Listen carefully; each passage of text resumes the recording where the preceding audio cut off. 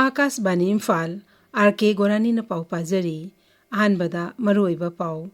Manipur Bidhan Sabha ngasi humni senma numita tongan ba business ing paikatuna khananainari Security Force na Senapati amasung Sandel jila digi yamlaba nisagi polem sing phagatle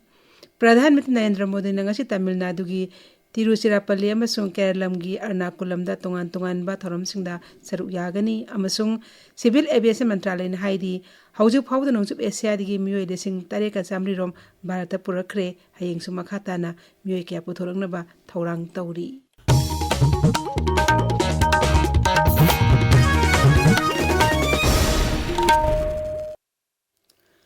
Manipur Bidhan Sabha ngasi humni senba numita tongan business ing paikatuna khananainari Mifam he hauga CLP leader Kaisa Mega Chandrana matam khra yetholorba tungda mikok thebigi thabak thorom sing pangtokadoriba asi sabada kumna khanarba tungda pakhatpana hena phagan haiba pham thamki mangna makhata na hai IDP sing khundalai ta hanaba thabak mapung phana pakhatnaba thabak hana lokhatpiyo mikok thiniringai da hana mito khandok pa haibasi birodi dolda nata raija aski miyang apambani wafam sing asi khananaba adaksana thabak lokhatpiyo hana si Mega Chandrana dabi tauki Howjik laibasi Manipur gi undress laiba adagi displaced people mayam singsi tongan ba magi original mafam da leitabani na masi tawba matamda Manipur gi khudong chadaba yamna leigani asengba census sama leiba ngamoi haibasi hoi chetna thajaba lei maram aduna howjik laiba situation asi parja mayam gi apamba sulei masi gi census operation si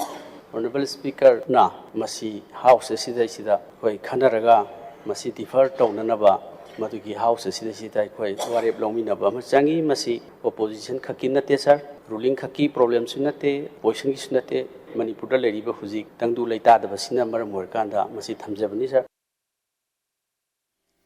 Mahak na hai howjik rises ta oiriba santi raksa gi phibam amadi national highway sing da apan ba yaudana satok jasin jana ba sarkar na kari tharong lokhot libege haibedo sabada thamina mesu taksinki ngasi sabada committee report puthokpa demands for grants lising kuntaruk kuntaret sabada khanana pass tawna hona gani ngasi khanabada bahiram singi manungda state legislature council of minister secretariat land resources police public works department textile commerce and industry power youth affairs and sports jails printing fisheries art and culture amadi economic and statistics yauri Masigalona Manipur Appropriation Number 1 Bill Lisingani Kuntaruk Sabana Kanadana passed on Honagani Amadi Financial Committee Ahum Kananabaso motion Puthokani Manipur da mikok theding the NRC sana handona mito khanonaba Davida just and fair delimitation JFD na sinduna ngasi miyamgi khongset ama Manipur Bidhan Sabha tamna channa honarakpada security force na Imphal requirement ima kaithelda thatuna thambadigi maike enigi marakta hojik chauna mukna bathokle thodok adu pendabadi khongchat yawba lakpa miyamna kholaw kya lauduna athingba piriba adu pendaba phongdokle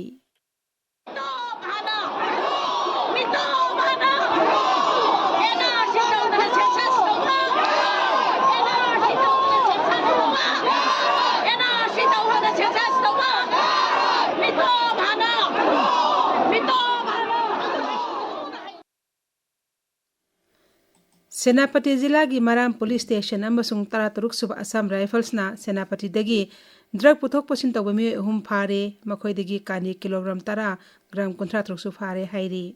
Security Force na asset awsing check tawbada number thadaba Maruti Gypsy amasing nangai oiba mongda lakpa thengnabadagi khamduna check tawbada hariba polem sing adu phakibani pharaba polem sing adu driver gi seat maning da losinduna porambani hairi makata na wang pakhum amasung thejin homjing mi thabak satabada Kani tharamba miyoi pot pothok pasin taramba amadi polam adubu launanaba lairamba mi ahumok phaгаtle makogi mathakta ain yoiba thabak chatharamba Maram Police Station da sinakre hairi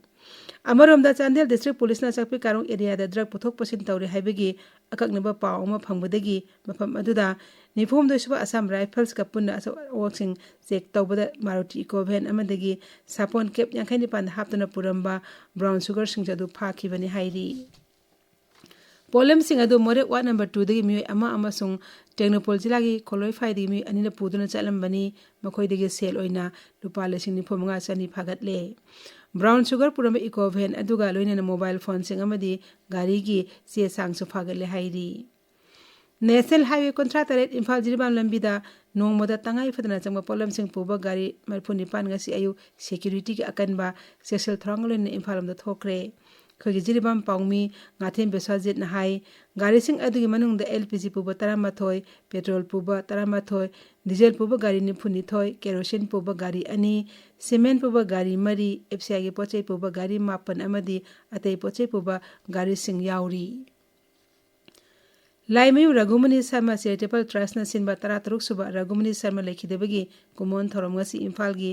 khwai Brahmapur nangapa Laimayu rekta pangthokre Tharmadu da Raijagi Griyamas Sports Mantri Govindas Konthokjam amasung MLA Khwarapam Ragumani saru yakhi Central Bureau of Communication Ministry of Information and Broadcasting Regional Office Imphal na Manipur University gi law vibhag ka kusam naraduna Nari Sakti and Bixit Bharat @948 haibasida akanaba outreach program ama Manipur University gi Department of Law gi auditorium da ngasi nimi umatung da pangthokani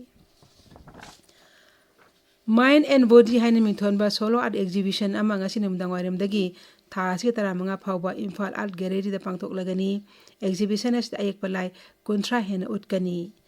tabiriba pawasi Akash Bani Imphal dagini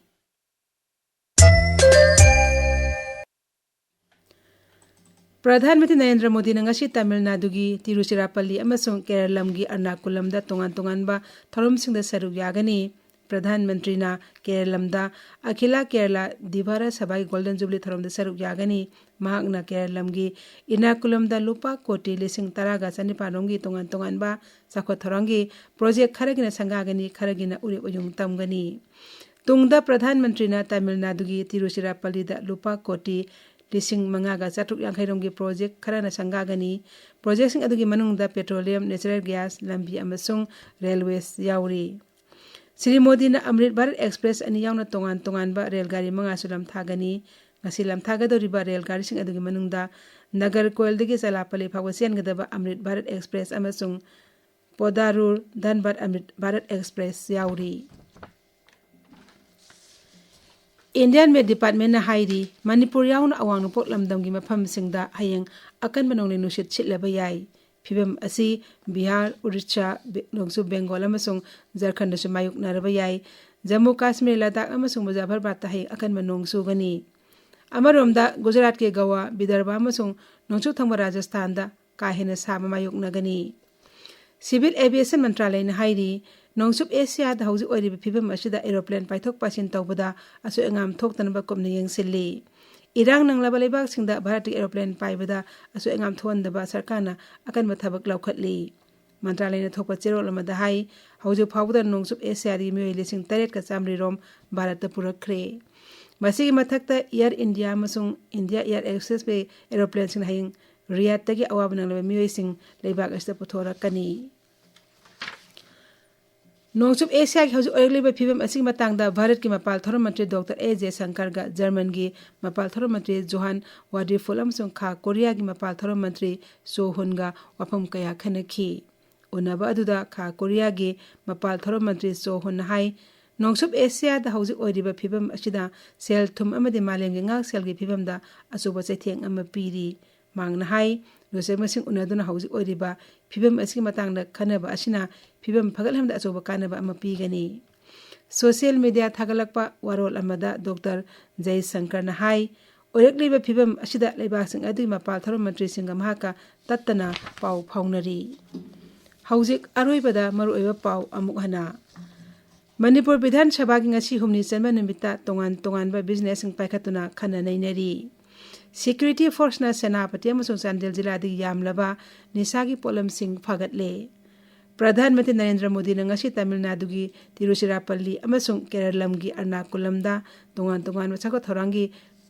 kaya pak saruk yagani amasung Civil Aviation Mantralay na hairi hauju phawda nongsub Asia digi mioi lesing tare ka chamri rom Bharat purakre hayeng su makhata na mioi kaya puthorokna ba thaurang tauri pauloi jare